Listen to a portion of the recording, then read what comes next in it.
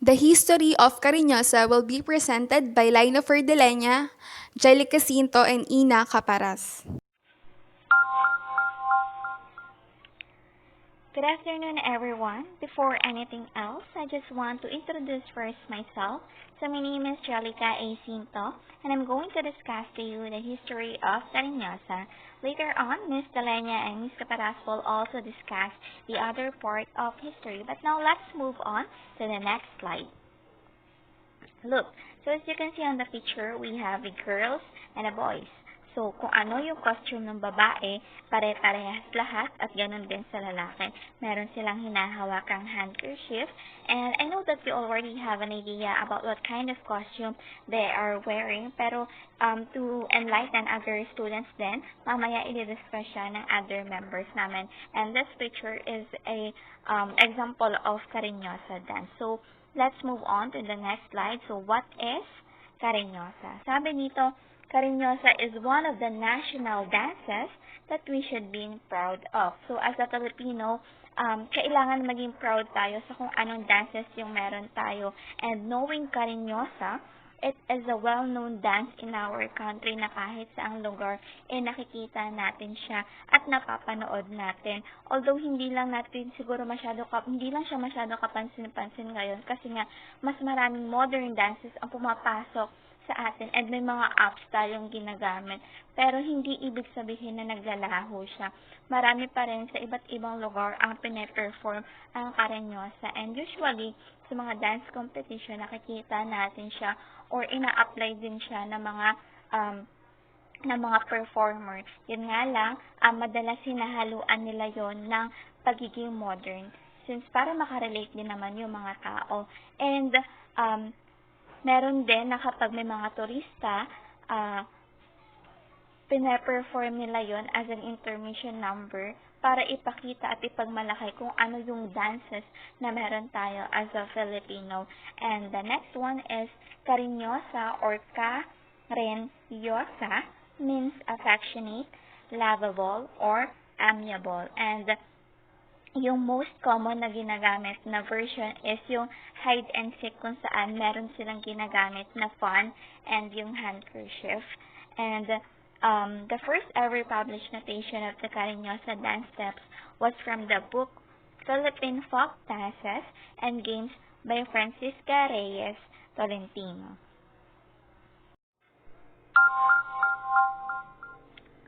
Alright, so another version of Carinosa is also known as Pandangyado, and it was very popular in summer.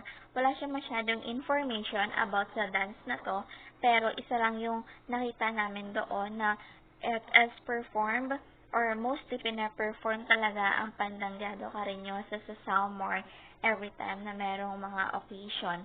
Next is yung Bicolano Carinosa. It was discovered by Ramon Obusan in Rapu-Rapu, Albay. So, Albay is a very unique song dance or meron silang tinatawag na sayawit, sayaw at awit. Kaya pinag-combine nila to. And the hide and seek uses a folding fan rather the common prop or the handkerchief. Yun nga. Mostly, ginagamit nila yung folding fan. So, medyo malaki din yung kaibahan ng Bicol version or the Bicolano version kasi kung kanina handkerchief yung ginagamit ngayon sa Bicol version is a folding fan. Pero ginagamit din naman nila yung handkerchief. Yun nga lang, in Bicol, they use two handkerchief holding the two corners of the handkerchief and doing the hide and seek movement as they point their foot forward and their hands go upward together with their handkerchief following the movement. So, even though marami namang iba't ibang version sa iba't ibang lugar or sa iba't ibang sulok ng Pilipinas, ang importante nananatiling buhay yung sayaw ng Carinosa. And malaking tulong siya sa atin, hindi lang para malaman natin yung culture associated with courtship kasi nga 'di ba Carinosa is a courtship dance, but also to one of the Philippines most beloved national dances. And para alam natin kung paano din natin ibibida yung mga dances natin dito sa bansa natin. So, yun lang.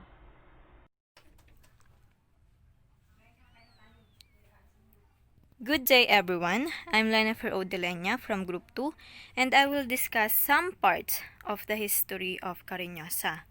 So, Carinosa, it is introduced by the Spaniards in our country in the 16th century. Carinosa also belongs to the Maria Clara set. So, Maria Clara set, ito yung mga set na mga Philippine dances noong 19th century during Spanish colonization in our country. Kaya ito't pinangalan ng Maria Clara dahil it is to honor of Maria Clara from the Jose Rizal's novel na No Limit Tangere, na kung saan yung nobelang yun is tungkol nga sa colonization ng mga Spaniard sa mga Pilipino. Maria Clara, it also portrayed a noble and loyal woman and become a female symbol of virtue ng Filipino woman.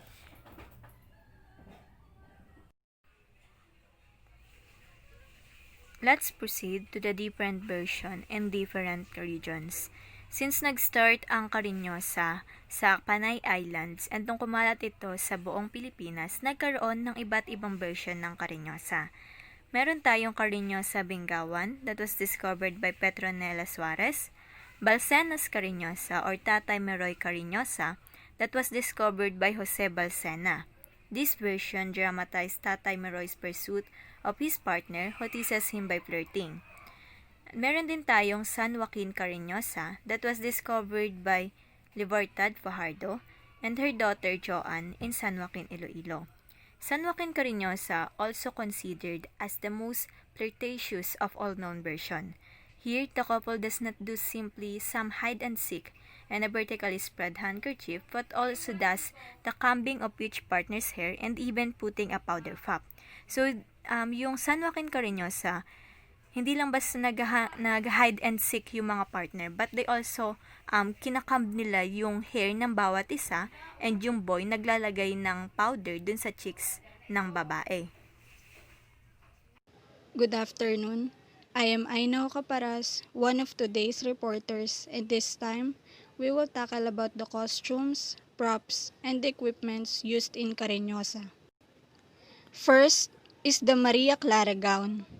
Originally, since it was introduced as Maria Clara's Spanish dance, it was danced with Maria Clara gown or the barot saya.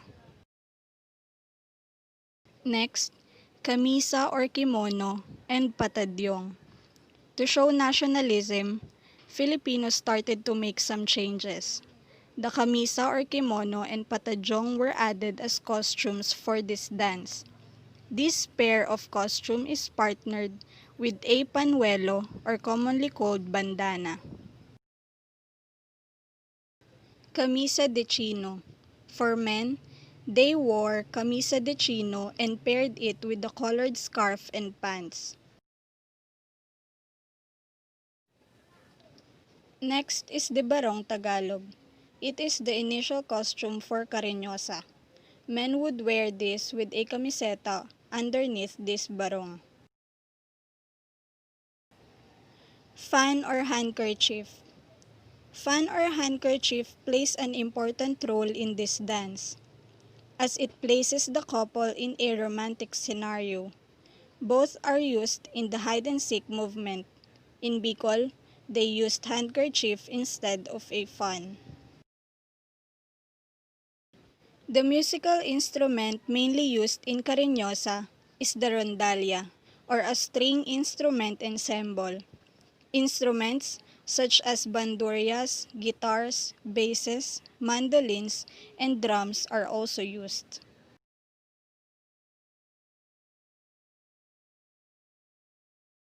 The dance terms will be presented by Shamira Concepcion, Ashley De La Cruz, and Heaven Buensalida.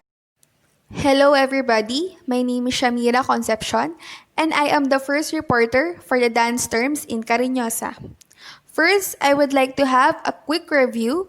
I am going to state the 5 things to remember what Carinosa is all about. First, it is an old, most popular dance in Visayan Islands. The basic footwork is similar to the steps used in waltz. Spins are one of the fundamental elements of Carinosa. Hispanic origin from the Maria Clara, that suit of the Philippine folk dance. Fan or handkerchief plays an instrumental role. Carinosa dancers. Female Carinosa dancers often use fans. If you're the female dancer, you open your fan by giving it a firm shake once it's open. Simply fan yourself to the music, matching each downward movement of the fan with one beat in the 3-beat bar. So, when a woman uses props in dancing Carinosa, like the use of fan or handkerchief, she must use it well to match the beat and harmony of the music. In that case, you will see that props or things plays an important role in performing a dance because it adds more flavor. The handkerchief hide and seek is a key element of Carinosa and one of the dance figures that used in performing Carinosa.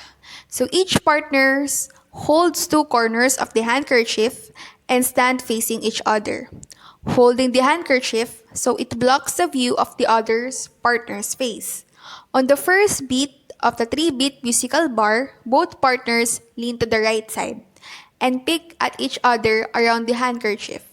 They hold for a beat, then on the third and final beat of the bar, they return to an upright position, holding the handkerchief so it is blocking the faces again. This series of movements continues for 6 bars in total, for the last 2 bars of the 8-bar section. The partners switch places by waltzing around each other while still holding the handkerchief.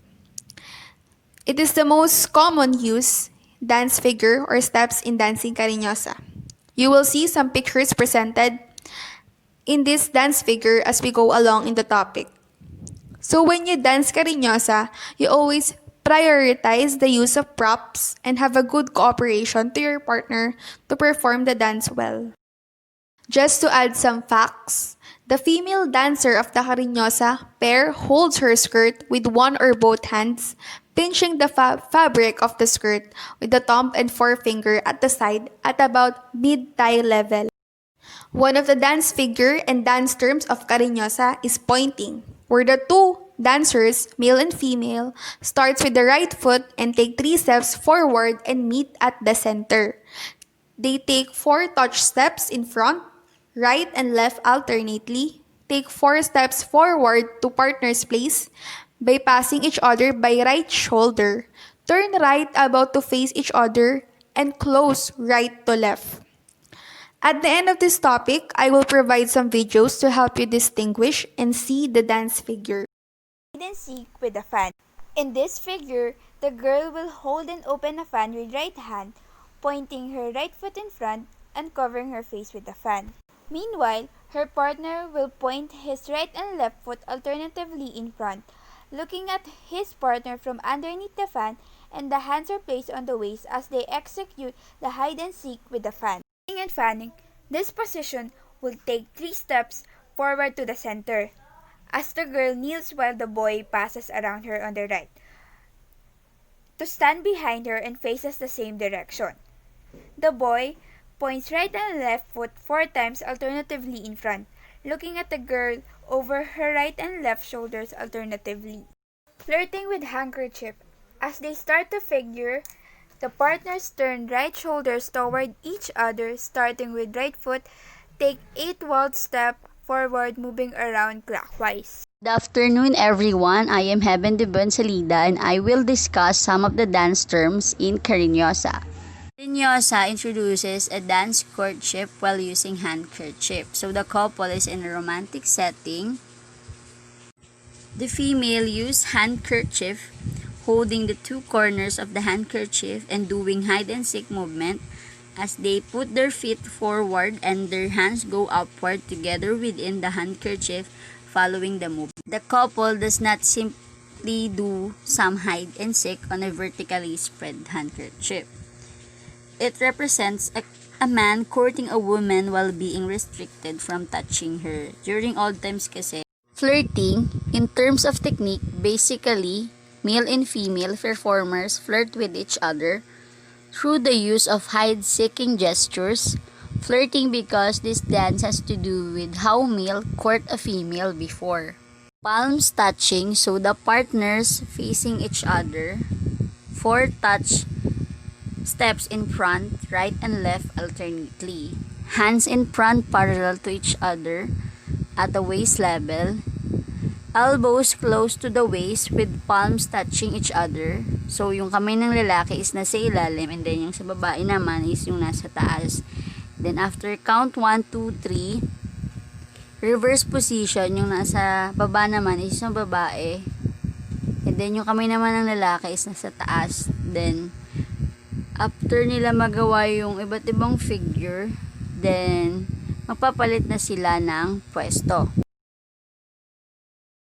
The basic dance steps of Carinosa will be presented by Jamela Bumatay, Lizelle Cadivida, Patricia De Jesus, and John Mark Celetaria. Good day everyone, my name is Lizelle L. Cadivida and I'm going to discuss about the dance steps in Carinosa. The basic footwork is similar to the steps used in waltz. First, you move around the floor by stepping to the side with your left foot, then moving your right foot next to your left. You finish off this series of 3 movements by tapping your left foot on the floor. Repeat this sequence of steps, this time beginning by stepping to the side with your right foot.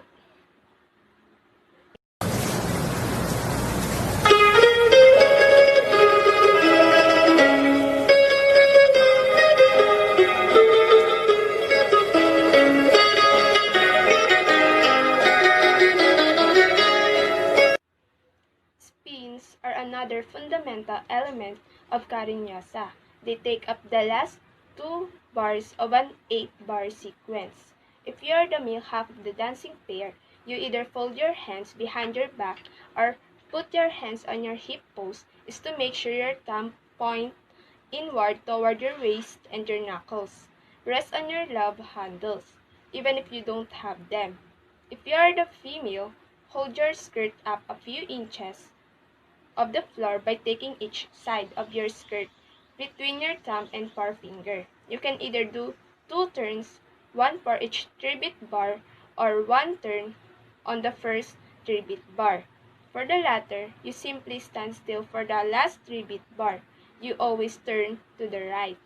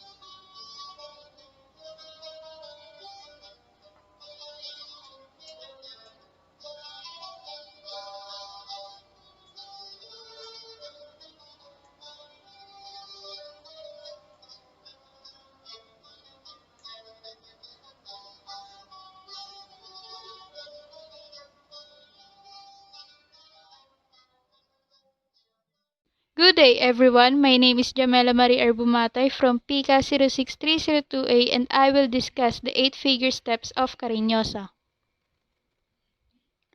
The first figure steps in Carinosa is 3 steps and point. It starts with the right or left foot. Take 3 steps sideward, right or left.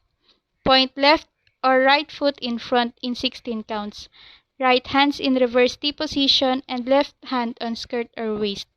Kumintang right hand when pointing left point. Here is the example on how to execute the figure 1.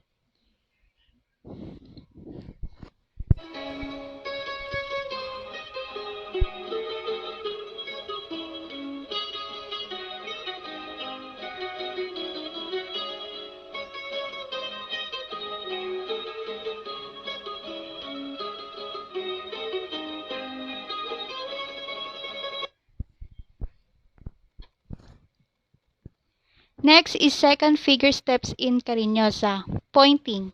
It starts with the right foot. Take 3 steps forward and meet at the center. Take 4 touch steps in front, right and left alternately. Take 4 steps forward to partner's place, passing each other by right shoulder.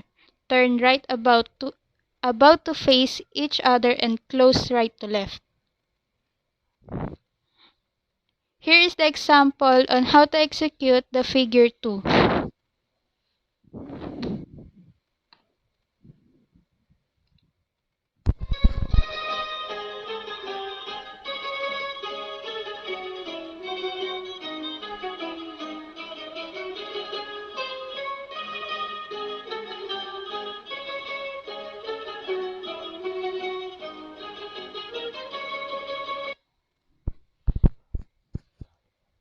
Next one is the third figure steps in Carinosa, back to back. Partners meet at the center as in figure 2. Turn right about to be in back-to-back position, slightly to right of partner. Girl holds skirt, boy places hands on waist. Point right foot in front and shake right index finger at partner over right shoulder by left shoulder. Left hand on waist. Step right sideward to be side by side with partner by left shoulder. Place right hand on waist. Here is the example of on how to execute the figure 3.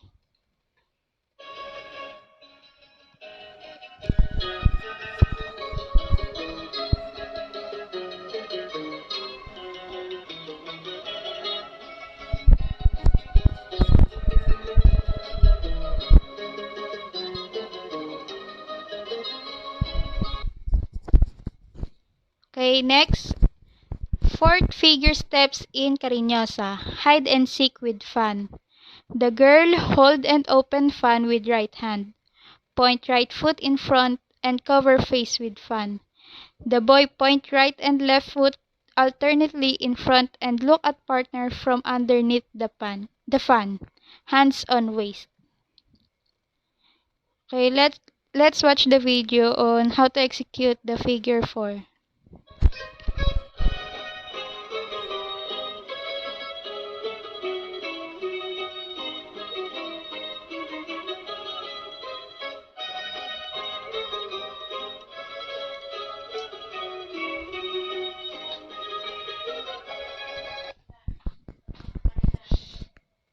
Next is fifth figure step in Carinosa is kneeling and fanning.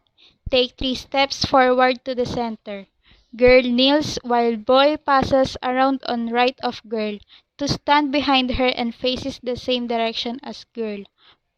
Boy points right and left foot 4 times alternately in front, looking at girl over her right and left shoulder alternately. Girl looks at partner over her right and left shoulder alternately. Another information is change position and repeat the 3 steps forward. Boy moves forward, then kneel girl taps the boy with her fan and she will do 4 touch steps, and the boy looks at partner over his right and left shoulder alternately.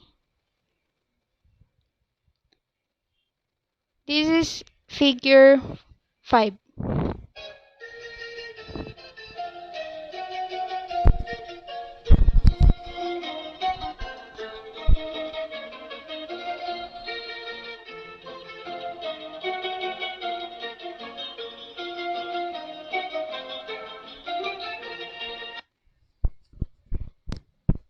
Next is sixth figure steps in Carinosa is hide and seek with handkerchief. Partners meet at the center as in figure 2. Boy takes handkerchief at corners in a perpendicular position between their faces with boy's hands on top at face level. Okay. Uh,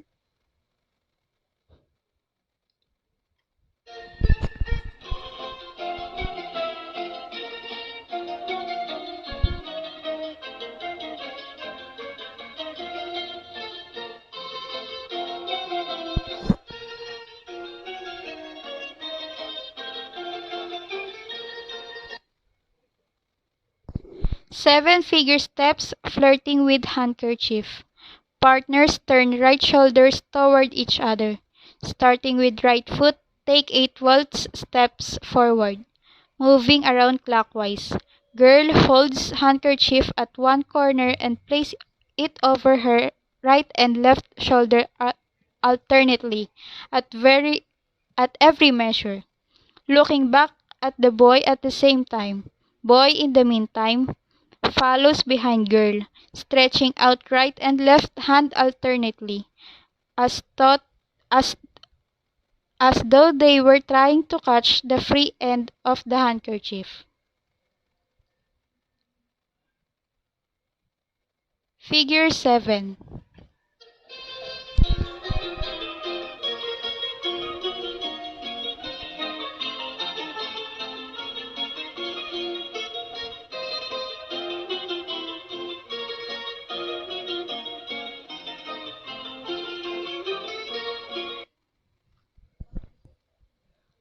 Last figure is flirting.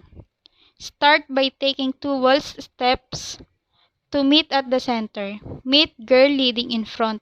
Partners take 6 waltz steps forward, moving around clockwise. 8 figure.